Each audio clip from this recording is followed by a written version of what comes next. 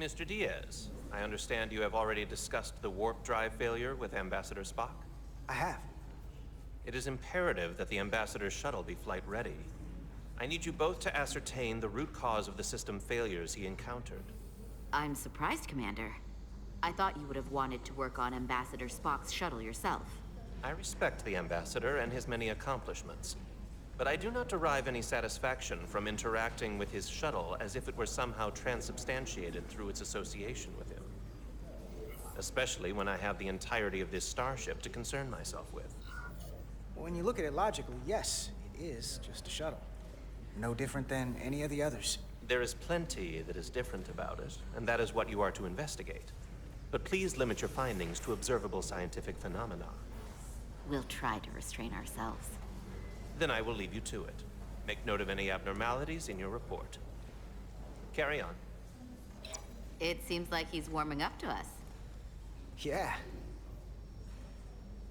Even Chovok has to look at that face and know you've earned some real respect. And I have to admit that I owe you one. You were right to make me go first. I don't know what I was thinking. You've pulled me out of trouble how many times? Call it even. Okay. At the very least, maybe I can track down that bottle of Saurian brandy you're still on the hook for. But first, we have work to do.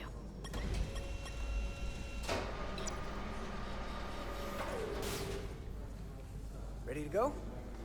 All set. Let's run the diagnostic.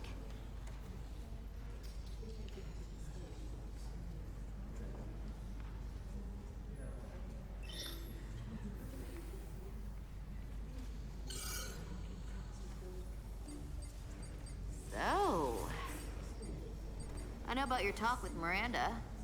You do? She sent me a Priority 1 dispatch right after your conversation. I'm happy for you. Both of you. Thanks. But I'm only going to tell you this once. Don't screw this up. Because I would be very unhappy if you tried this out and then, I don't know, 6 weeks or 6 days later, I have to start splitting holidays between the two of you. All because things went south and you're not on speaking terms. That's not gonna happen, okay? And why are you even going there? We haven't even gone on a date yet. I just want you to know where I stand. I like my friends and I like our group. I don't want to lose that. Is that thing done? Yeah, it's wrapping up. Let's see. The relays along the primary EPS are blown. The backup relays are all intact. An EPS overload from the warp drive could cause that. But how did the shuttle end up dead in the water? Huh. Well, maybe the ship's data recorder can tell us something.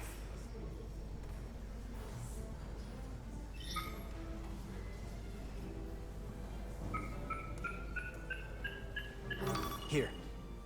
They were only about 8 minutes from their plotted warp point. No faults, just those warnings. What are they?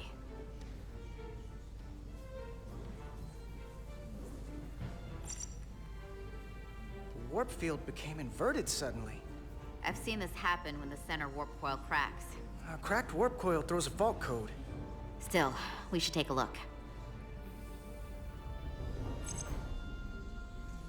There was a complete warp cascade failure. Wow. They're lucky the shuttle didn't turn inside out. Makes me think the computer panicked on the warp field equation. Subspace variance out of tolerance. What does that mean? It means the main navigation array lost sight of space somehow. Would the array going offline cause that? Yes, but it should have also thrown a fault code. Any one of these failures should have thrown a fault. If it was caused by a system failure. None of this caused the relays to blow. Roll forward to when that happened. Yes, ma'am. So here, they take a moment to get their bearings and they attempt to re-engage the warp drive. There. That's the relays blowing.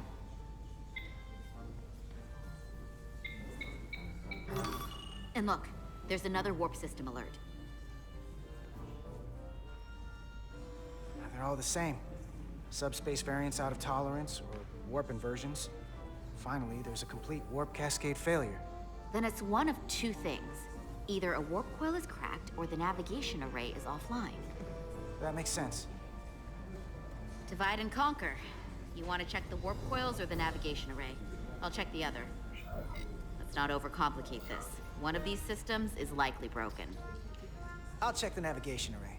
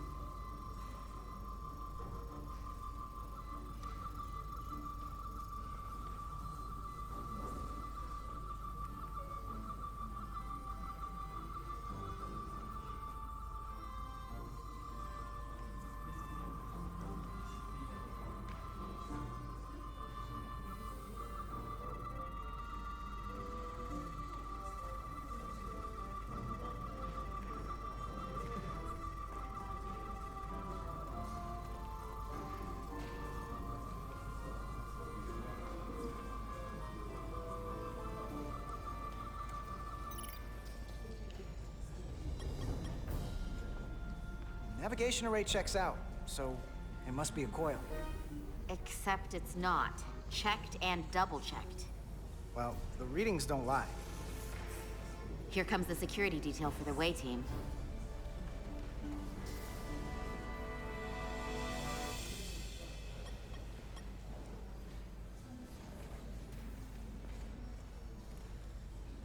Hey. I'm not here. We're escorting the negotiating team to the surface as soon as they come down from the bridge. I don't want to interrupt some important work. I was just hoping to see you before I go. The captain and the others will be here any minute now. Should be an interesting ride down to the surface. Come on, I'm never too busy to make time for you. That's not true. No. But I am glad you came by. Now that's more accurate. I gotta be precise with you, huh? Hey, Maris. Aren't these those button pushers you're always hanging out with? And you're the phaser jockeys we always beat in Parisi squares, right? All aboard for Hotari. That another one of the captain's railroad things? Gotta be. I just usually zone out by the time he gets to the whole, steam engines were the warp drives of their day part. Catch y'all later. You don't want to miss your train. I do have to go.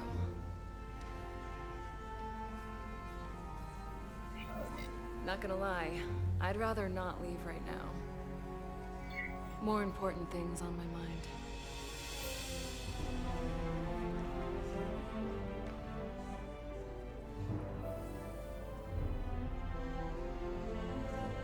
That was nice. Yeah, it was. Save some of that for when I get back. We've got a deal.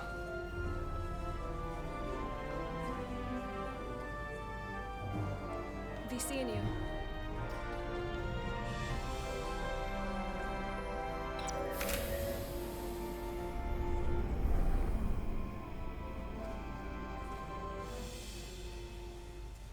Salar de Diaz. If you could float back down to reality, we still have a ways to go. All right, where were we? So, the warp coils in the navigation array are fine, but the nav computer doesn't seem to think so. I'm out of ideas short of field stripping the shuttle from bow to stern. You wanna take this out of the shuttle and throw it on the bench? Oh, real hands-on maintenance. I like it. Okay, the nav computer is patched into the ship. The ship's computer can double-check our work. If the shuttle's nav computer is putting out false data, we'll know it. Let's run through the shuttle's logs again. Running now.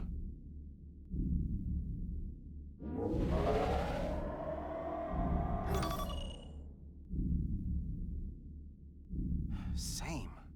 Warp field inversion and a cascade failure. However, the Resolute computer doesn't show the same subspace variance.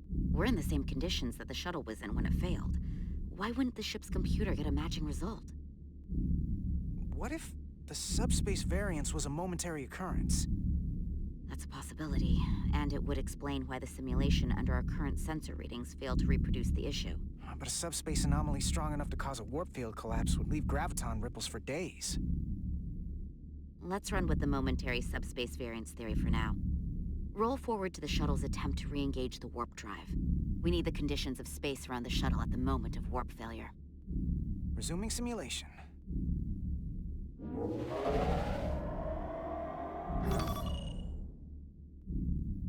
Error in warp field calculation. Cochrane formula variables are out of range. That right there. Take the shuttle sensor data from that moment. Computer, why did the warp field calculation fail? Warp field pressure returned non-orthogonal. Results are undefined. That doesn't help. Wait, what if we use a different ship? Put the Resolute into the simulation instead of the shuttle. Yeah, it should warp just fine. Unless... Computer, run the simulation with the Resolute. Resolute simulated. Computer, give me manual control on the warp power. Static field intensity, warp 1.1. 1.2. 3. Warp pressure is destabilizing. Error in warp field calculation. The warp drive has experienced a system-wide cascade failure. Warp field collapsed. Subspace variance is out of tolerance. Cochrane formula results are undefined. Bingo. What-o? The same moment when the shuttle failed to warp, so did the ship. Whatever happened to the shuttle just happened to us. The Resolute will not sustain warp. We can't leave Hotari space.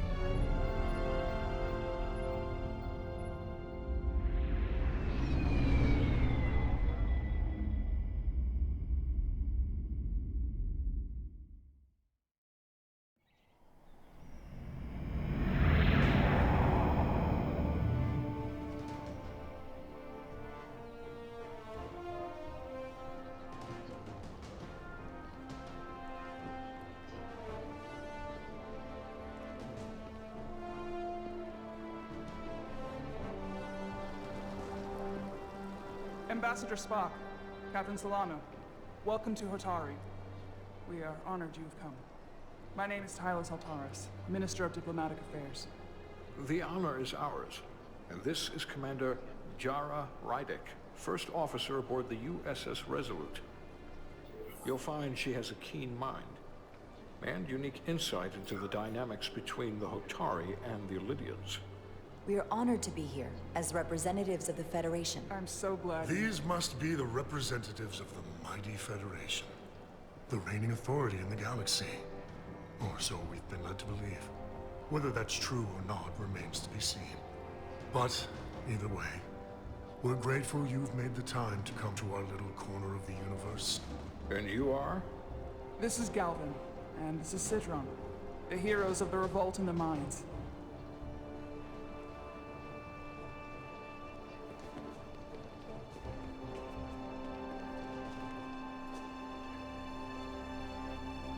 Let's hope this is the last time we ever have to come here. If you'll excuse me.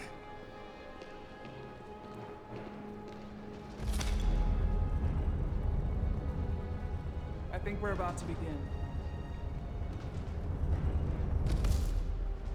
Did you hear the arrogance from that guy? I don't know what we're walking into here, but that guy was something.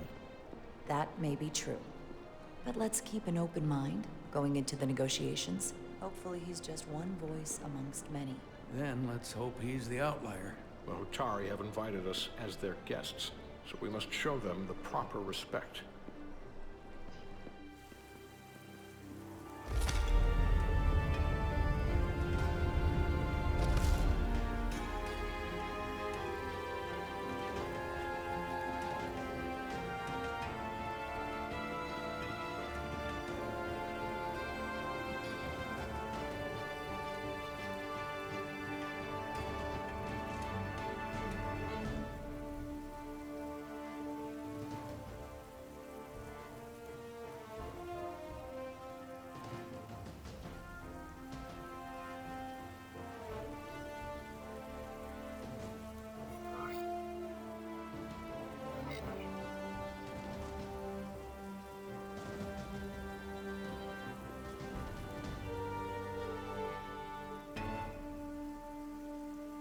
Ambassador Spock, welcome to Hotari Prime.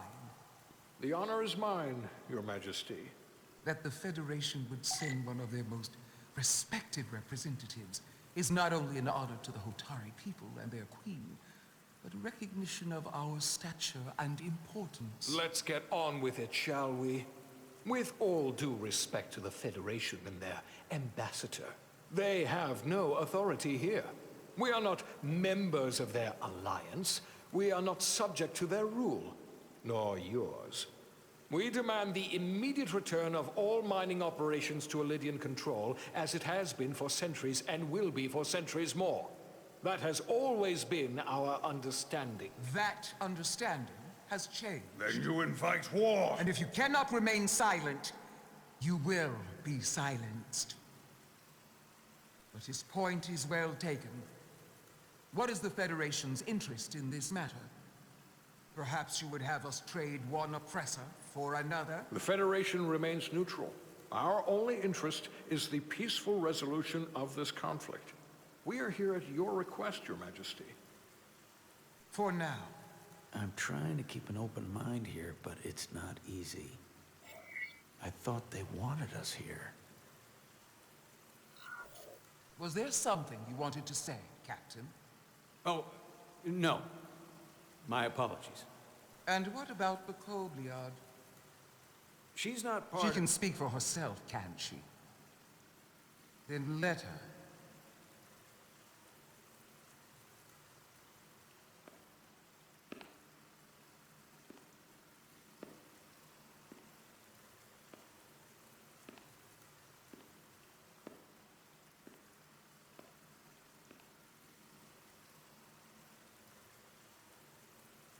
Now then, what is your name? Commander Jara Rydek, Your Majesty. Being a Kobliad, you would know better than anyone. Your people suffered brutal treatment at the hands of the Cardassians. Their injustice towards the Kobliad is as unimaginable as it is unforgivable. Not unlike how we have been treated by the Elydians. As much as they'd have you believe they are the victims here, remember it was the Hotari who attacked us. Hundreds of innocent Elydians were slaughtered without mercy in those mines. The blood is on their hands, not ours. Quiet! If after all the Kobliad suffered, you finally had the chance to right that wrong, to get out from under their control, would you take it? Or would you negotiate a peace?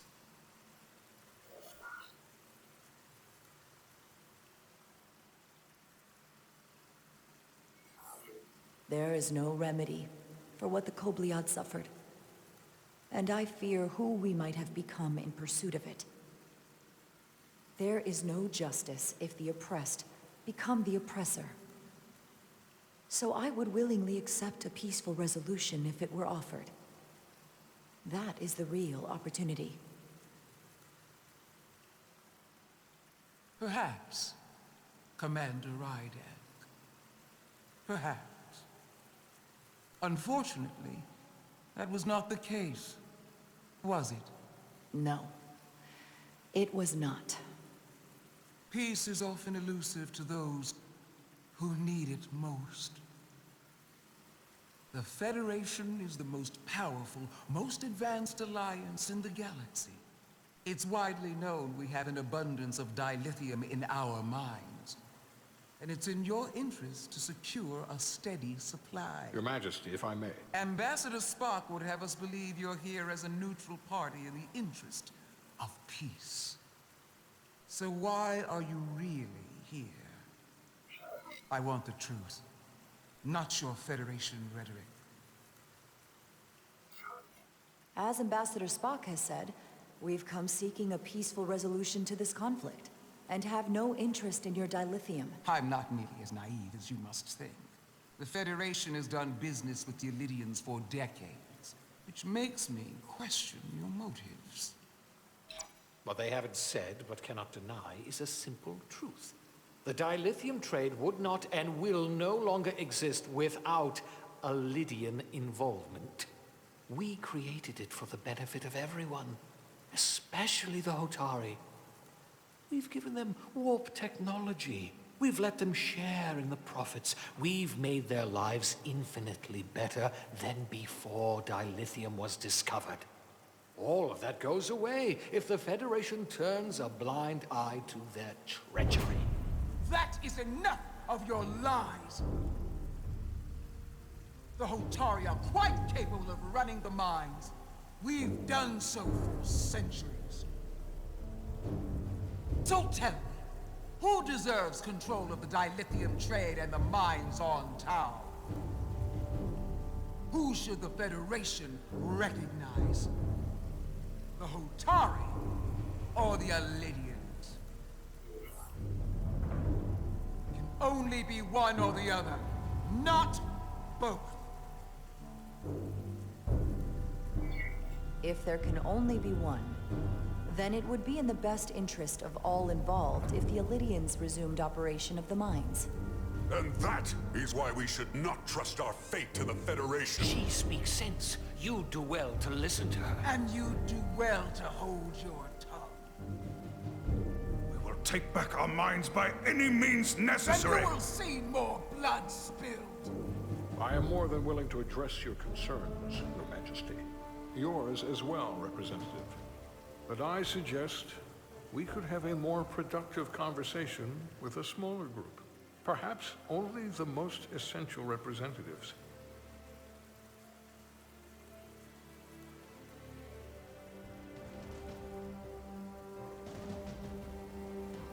I would agree, Ambassador Spock.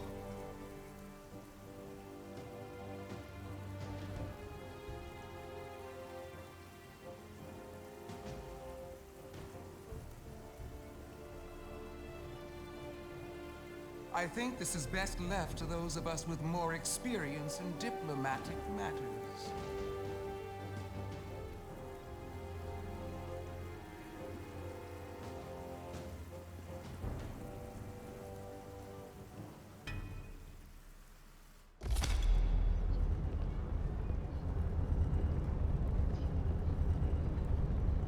Spock and I will cover everything on the diplomatic front.